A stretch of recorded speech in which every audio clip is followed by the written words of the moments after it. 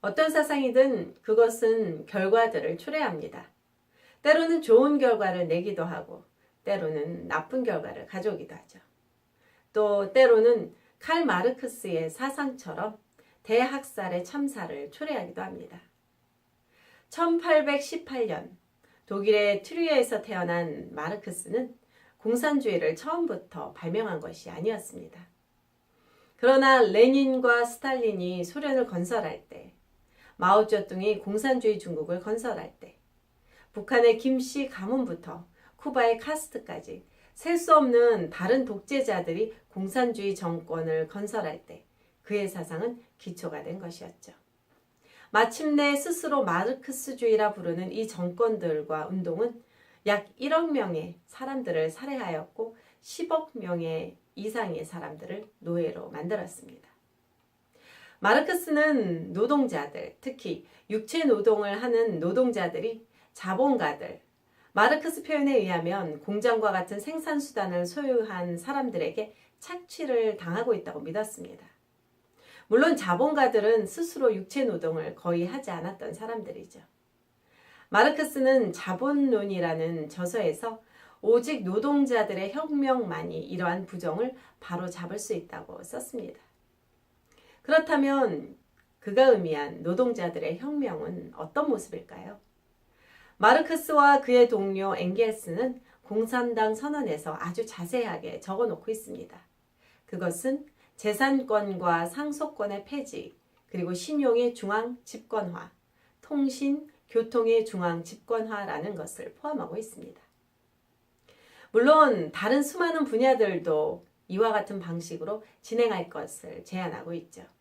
결국 그들은 국가가 거의 모든 것에 대하여 소유하고 통제하는 것을 의미하고 있습니다. 이런 개념은 마르크스가 살아있는 동안 유럽의 지도자들과 지식인들 사이에서 널리 토론되었고 논쟁되었지만 1917년 레닌이 러시아에서 권력을 획득할 때까지는 아무런 움직임도 없었습니다. 결국 레닌에 의해서 소련으로 알려진 러시아는 전 세계 독재자들의 모델이 되었습니다. 마르크스 사상이 실행되는 그 어느 곳이든 삶은 악화되어 갔습니다. 조금씩 천천히 진행되는 것이 아니라 아주 크게 급격하게 악화되어 갔죠. 단 한 번의 예외도 없었습니다. 소련, 동유럽, 중국, 북한, 베트남, 쿠바, 베네수엘라, 볼리비아 그리고 짐바브웨 등 이들의 모두의 나라는 무너져 갔습니다. 마르크스주의가 가는 곳이라면 어디서나 경제적인 붕괴와 테러 그리고 학살과 기근이 따라왔죠. 만약 비참한 고통을 동반하는 이 대재앙을 피할 수 없는 것이 마르크스주의의 유산이라고 한다면 왜 많은 사람들, 특히 오늘날의 젊은 사람들은 마르크스주의를 지지하고 있는 것일까요? 이에 대한 답으로 마르크스주의 옹호자들이 내놓는 가장 공통된 대답이 있습니다. 그것은 역사 속에서의 마르크스주의의 추종자들은 결코 마르크스주의를 제대로 실행한 적이 없다라는 것입니다. 그들 독재자들 모두는 마르크스주의를 잘못 이해하고 실행했다는 것이죠.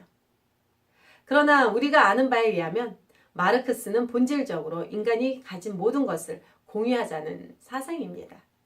마르크스의 표현에 의하면 그의 능력에 따라 각자로부터 그의 필요에 따라 각자에게로 소유하자는 것이죠.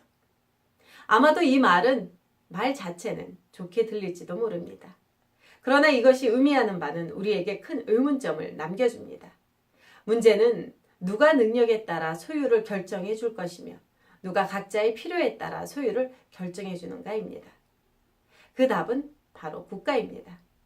다시 말하면 통치하는 지배자들의 집단이죠. 마르크스주의 아래에서 모든 결정권은 권력을 가진 사람들의 것입니다. 따라서 진실은 다음과 같습니다. 레닌이나 마오쩌둥이나 폴포트와 같은 마르크스주의 독재자들은 마르크스주의를 제대로 이해하고 실행한 것이었다는 것입니다. 그들은 절대적인 권력을 원했고 마르크스주의는 그것을 얻는 방법을 그들에게 제공한 것입니다. 사실 칼 마르크스는 그의 이론이 만들어낸 결과를 직면한 적이 없었습니다. 그의 장년의 삶의 대부분을 영국 런던의 자유 속에서 살았습니다. 부유한 상인이었던 아버지의 돈을 상속받은 동료이자 후원자였던 엥겔스의 관대함 속에서 살았죠. 마르크스는 영국 박물관의 도서관에서 연구와 집필에 몰두하며 매일매일을 보냈습니다. 그는 과학적이란 용어에 아주 흥미가 있었지만 그는 그의 이론을 과학적으로 입증할 수 있는 자료를 모을 수가 없었습니다. 그 이유는 그의 이론을 입증하기 위한 자료가 전혀 없었기 때문이죠. 도서관에서 그가 머물던 시간 내내 마르크스는 그의 이론을 위한 그 어떤 증거도 발견할 수 없었습니다. 그는 자신이 비판하던 개인 소유의 사업을 통해 물건과 용역의 자유로운 교육이 이루어지는 자본주의가 사라지고 있다는 그 어떤 증거도 찾을 수 없었습니다. 오히려 세상은 산업시대를 통해서 노동 조건은 계속해서 개선되었고 부는 팽창하고 있었습니다. 마르크스는 그의 이론을 정당화하기 위해 오래된 고전의 자료들에 의존해야 했습니다. 그럼에도 불구하고 그는 미리 결정된 그의 이론을 확증하기 위해 자료를 조작해야만 했죠. 실제로 마르크스는 자신의 이론을 입증할 수 없을 뿐만 아니라 관심도 없었습니다. 그는 오직 잔인한 폭력에 의해서만, 강압적인 권력에 의해서만 자신의 이론이 실행될 수 있다는 것을 잘 알고 있었기 때문입니다. 그는 다음과 같은 말을 했습니다. 물론 시작할 때의 공산주의란 독재적인 침략의 수단을 제외하고는 실행할 수 없다라고 말이죠. 그리고 그는 결국 존재하는 모든 사회적 조건들은 오직 강제적인 폭력에 의해서만 달성할 수 있는 것이라고 결론을 맺었습니다. 여기서 존재하는 모든 사회적 조건들이란 종교, 가족, 사적인 소유, 자유, 그리고 민주주의를 의미합니다. 이것들은 마르크스가 원하는 지상 천국을 만들기 위해서는 반드시 사라져야만 하는 것들이었습니다. 마르크스의 예언대로 각 개인들 중에는 자신들의 자유와 재산권을 자발적으로 포기하는 사람들이 거의 없었기 때문에 마르크스주의 국가를 건설하기 위해서는 항상 총과 감옥과 즉결 처형이 요구되었습니다. 레닌 이래로 지금까지 마르크스의 많은 제자들은 이것을 결코 심각한 문제로 생각한 적이 없었습니다. 혁명의 모델로 자주 등장하던 체 구에바라는 다음과 같이 자랑스럽게 말하였습니다. 나는 사람을 처형할 때 증거가 필요하지 않다. 나는 오직 그를 처형할 필요가 있다는 증거만 필요하다. 라고 말이죠. 만약 여러분이 마르크스주의가 가져온 이 모든 죽음과 고통 그리고 파멸에도 불구하고 여전히 마르크스주의의 팬이라고 한다면 그것은 여러분의 권리입니다. 그러나 결코 마르크스주의는 지금까지 역사 속에서 제대로 실현된 적이 없다라는 변명 뒤에 숨어서는 안 될 것입니다.